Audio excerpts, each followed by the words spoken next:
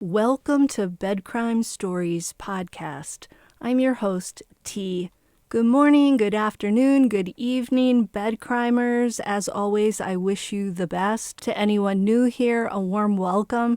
Thank you for checking out my channel. Let me just ask that after listening to or watching this video, if you learned something or enjoyed it, please do me a favor and smash that like button. Now, let's dig in. Today, I have some interesting news to share on the Delphi case.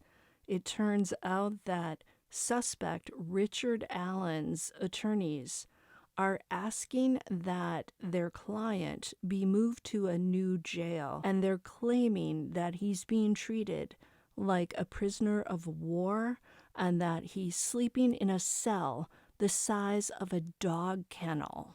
Now I can already hear all the haters saying, "Good deal, that's where he belongs, put him in the dog kennel, throw him scraps." But we have to remember that he is presumed innocent currently, and he hasn't yet had a trial, and he hasn't been convicted of the crime. For those of you who may not know who I'm talking about Richard Allen, who was charged in October with 2 counts of the Big M in the slayings of Liberty German and Abigail Williams of Delphi. So Allen's attorneys filed an emergency motion on Wednesday in an attempt to get him out of the Westville Correctional Facility where he was placed because of the high-profile nature of the case. And they're saying that he needs to get out of there because it would be beneficial to his well-being.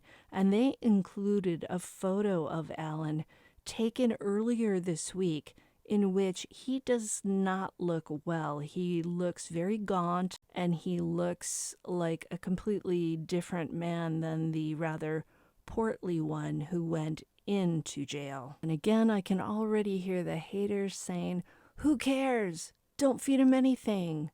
Let him die. Throw him to the wolves." But here's the problem. We need that guy alive so that he can attend his trial, so that a jury can hear the evidence, and so that the victims and their families can get justice. So the attorneys are also saying that in addition to the small size of the cell, he's been having to sleep on a pad on the floor of his cold concrete 6 by 10 foot room, and he isn't given a change of clothes for days, and isn't given visitation with his wife or family. And they're arguing that this treatment, which includes little, if any, time outside, has deteriorated Allen's physical and mental health, which in turn has harmed their defense of him. Here's what the attorneys wrote in the filing.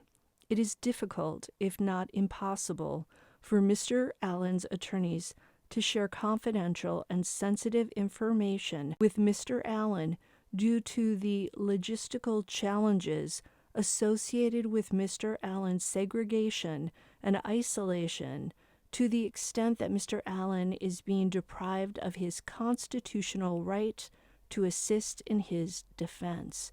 End quote. They added that he's being treated worse than already convicted criminals who can at the very least have visits with friends and family. So his legal team is making this request due to what they describe as a steep decline in his demeanor. They say that he's gone from being polite and in good humor to an inability to communicate to his lawyers. Simply put, this version of Richard Allen was a very different version than counsel for Mr. Allen had interacted with over the past 5 months, end quote. The conditions under which Mr. Allen has been forced to endure are akin to that of a prisoner of war. They want him taken to Cass County Jail, which is located 20 miles from the courthouse where the trial is taking place. They say Westville has led them to taking hours-long trips just to access Allen.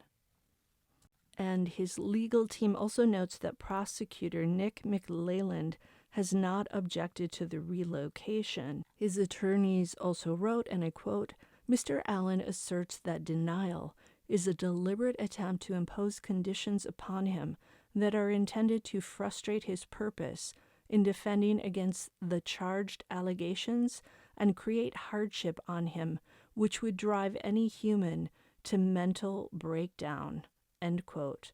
They're also claiming that the Carroll County sheriffs have declined to move Allen out of Westville, what they call an untenable situation, not just for his well-being, but his defense, and add that he could be placed in further jeopardy if not. I would say that if you look at that photo of Allen, that he probably should be moved and something needs to be done because they need that guy to be at his trial and to be cognizant of what's going on. And if the evidence is such that it proves his guilt, he needs to be punished, and the victims and their families need to get justice. Until the next time on Bed Crime Stories, hey, smash that like button.